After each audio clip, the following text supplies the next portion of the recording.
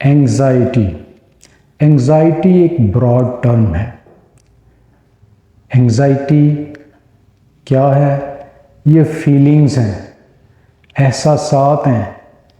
इन feelings और एहसासात में बेचैनी पाई जाती है, फिक्रमंदी, तशवीश, खौफ, अंदर का खौफ पाया जाता है।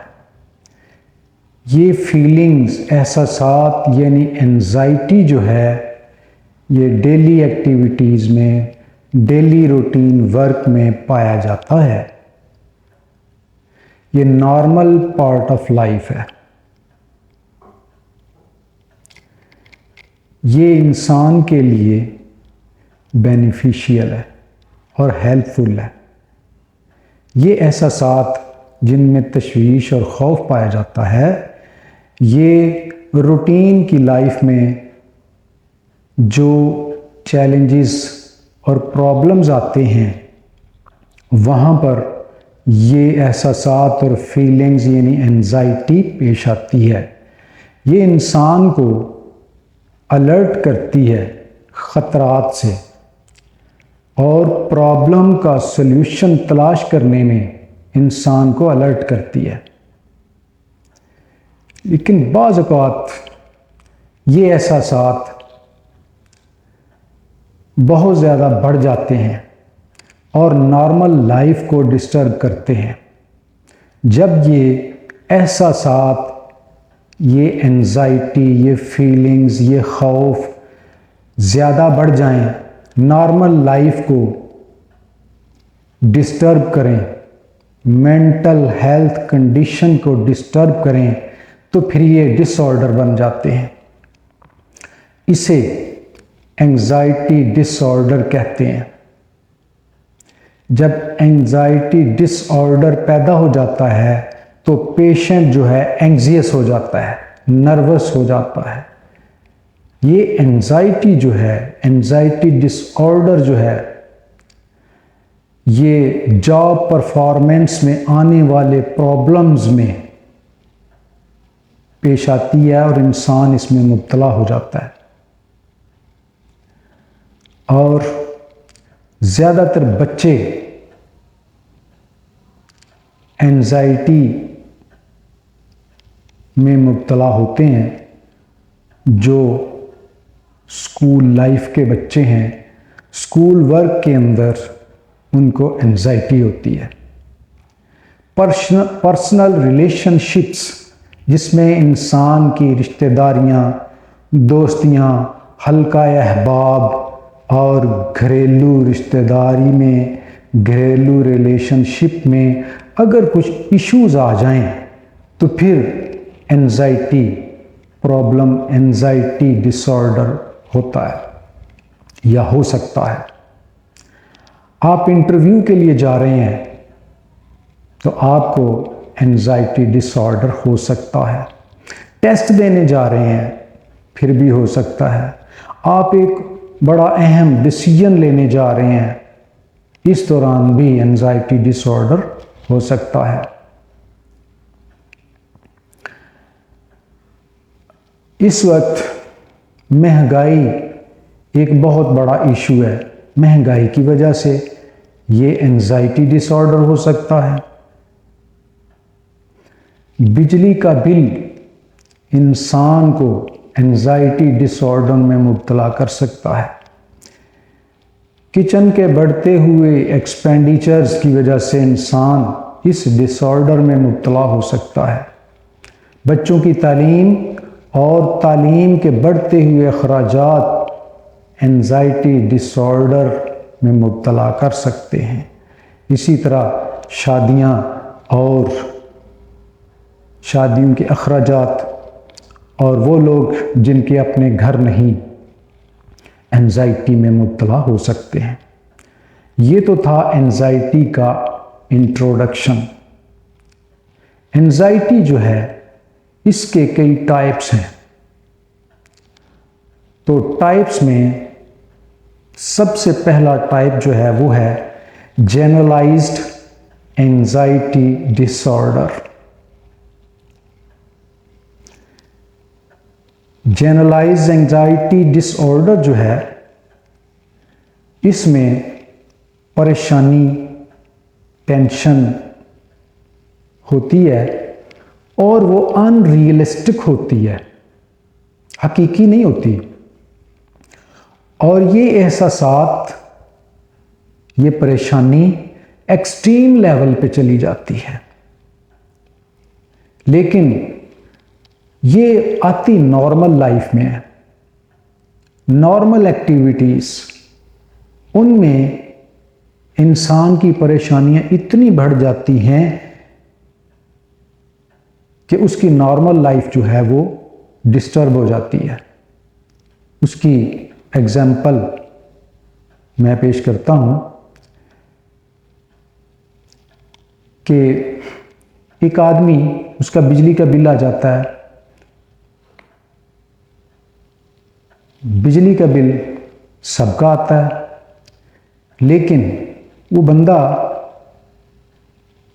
जो एंजाइटी में, जनरलाइज एंजाइटी डिसऑर्डर में मुब्तला है, वो बिजली के बिल को इतनी अहमियत देता है, अनरियलिस्टिक वरी में, परेशानी में मुब्तला हो जाता है। उसके पास पैसे भी हैं कि वो बिल आसानी से पे कर सकता है, लेकिन फिर भी वो इतनी एंजाइटी में, इतनी फीलिंग्स में मुब्तला हो जाता है कि वो इतना परेशान हो जाता है कि उसकी नींद डिस्टर्ब हो जाती है। आज बिल आया है, सुबह उसने बिल जमा कराना है, लेकिन रात को उसको नींद नहीं आएगी, बिल जमा कराना है जी। हालांकि उसके पास पैसे भी हैं, इसमें परेशानी वाली बात कोई नहीं है, लेकिन उसकी परेशानी नॉर्मल लाइफ में इतनी बढ़ जाती है, उसके लिए अनकंट्रोल हो जाती है। दूसरे नंबर पे पैनिक डिसऑर्डर है। इसे पैनिक अटैक्स भी कहते हैं। इसके दौरे पड़ते हैं, रिपीटेड एपिसोड्स होते हैं इसके। तीसरे नंबर पे एंजाइटी का जो टाइप है वो है फोबियास, डर, खौफ। ये इंटेंस फियर है, जैसे जानवरों का खौफ, एनिमल फियर, जिसमें जैसे सांप का खौफ हो सकता है, कुत्ते का खौफ, कुत्ते का डर, बिल्ली से डर, स्पाइडर से डर। कुछ लोग जो हैं वो ब्लड को देखना बर्दाश्त नहीं कर सकते। कुछ लोगों में फ्लाइंग फियर होता है, वो जहाज़ में सफ़र नहीं कर सकते। हाइट्स फियर, कुछ लोग बुलंदी पे, बड़ी बिल्डिंग पे, उसके ऊपर चढ़ नहीं सकते। इंजेक्शन का खौफ, ये खौफ जो हैं, ये फोबियास हैं, ये एंजाइटी का एक टाइप है। Number 4, social anxiety disorder.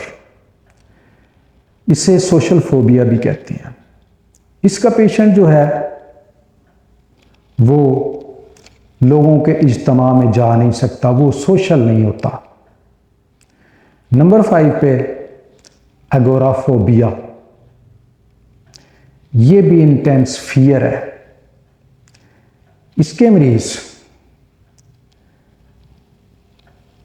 Enclosed spaces से डरते हैं। मिसाल के तौर पे वो लिफ्ट में सवार नहीं हो सकते, लिफ्ट से उनको खौफ आता है। वॉशरूम में उनको खौफ आता है, उसका दरवाज़ा बंद नहीं कर सकते। रूम का, बेडरूम का दरवाज़ा, खिड़कियां बंद नहीं कर सकते, उनको खौफ आता है। इसी तरह एगोराफोबिया में क्राउड्स का भी खौफ होता है, डरते हैं, वो फियर होता है। कुछ लोग ओपन स्पेसेस से खौफ खाते हैं, खुली जगह पे जाने से डरते हैं। कुछ लोग घर से बाहर जाकर खौफ महसूस करते हैं, ये अक्सर बच्चों में पाया जाता है। घर से बाहर सैर करने भी जाएंगे तो वो जिद करने लगेंगे कि घर जाना है। इसके अलावा पब्लिक ट्रांसपोर्ट में वो सफ़र नहीं कर सकते। नंबर 6 है सेपरेशन एंजाइटी डिसऑर्डर। इसमें भी अक्सर बच्चे मुब्तला होते हैं। बच्चों का जब स्कूल में एडमिशन होता है, नए नए स्कूल जाने लगते हैं, तो वो स्कूल से ही खौफ खाने लगते हैं, डरने लगते हैं। उन बच्चों को जब उनके वालिदैन स्कूल में छोड़ने जाते हैं तो उनको डर होता है कि उनके पेरेंट्स उनको स्कूल छोड़ के चले जाएंगे और फिर शायद वो अपने पेरेंट्स से दोबारा ना मिल सकें। इतना खौफ होता है और फिर वो ज़िद करते हैं कि हमने आपके पास आपके साथ ही वापस घर जाना है, हम स्कूल में नहीं रहेंगे। और फिर बच्चे वो रोने लगते हैं, लेटने लगते हैं, माँ बाप वालिदैन के साथ चिमट जाते हैं, रोते पीटते हैं, कितने दिनों तक वो रोते रहते हैं, स्ट्रेसफुल हो जाते हैं। नंबर 7 पे है जी सिलेक्टिव म्यूटिज्म। सिलेक्टिव म्यूटिज्म में बच्चे या बड़े एक ख़ास सिचुएशन में बोलने की सलाहियत खो देते हैं, बोल नहीं पाते। जिसकी मिसाल कि बच्चा स्कूल के अंदर बोलता नहीं है, चुप हो जाता है, चुप ही रहता है, क्लासरूम के अंदर चुप हो जाता है, बोलता नहीं है, बावजूद कोशिश के वो बोलता नहीं है। घर में मेहमान आ जाएं फिर भी बच्चा खामोश हो जाता है, बोलता नहीं। सोशल फंक्शनिंग में कुछ लोग जो हैं वो बोलने की सलाहियत खो देते हैं। नंबर 8 है हेल्थ एंजाइटी। हेल्थ एंजाइटी में कुछ लोग सेहतमंद होने के बावजूद इस खौफ में मुब्तला हो जाते हैं कि उन्हें हार्ट अटैक ना हो जाए, उन्हें कैंसर ना हो जाए, उन्हें कोविड ना हो जाए। वो परेशान रहते हैं और नॉर्मल लाइफ में सेहतमंद होने के बावजूद वो एंजाइटी का शिकार हो जाते हैं और बीमारी से डरने लगते हैं। नंबर 9 है OCD, ऑब्सेसिव कंपल्सिव डिसऑर्डर।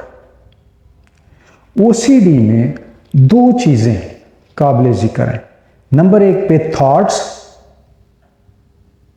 जिनका ताल्लुक माइंड से है, इसे ऑब्सेशन कहते हैं।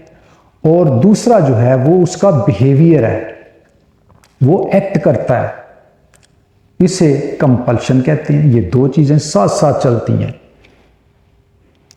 उसके थॉट्स जो हैं, उसके ख्यालात जो हैं उसको तंग करते हैं, बार बार उसके जहन में वो ख्यालात आते हैं और वो अनकंट्रोलेबल होते हैं और उनकी रीअकरिंग होती रहती है, बार बार आते हैं और फिर वो अपने बिहेवियर को भी रीअकर करता रहता है, रिपीट करता रहता है बिहेवियर को।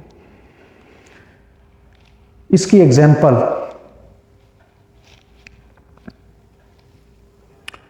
कोविड के दौर में देखी गई। कोविड के दौरान लोगों को ये थॉट्स आते थे कि उनके हाथ कंटेमिनेटेड हैं, कोविड के वायरस जो हैं उनके हाथों को लग चुके हैं और वो बार बार हाथ धोते हैं।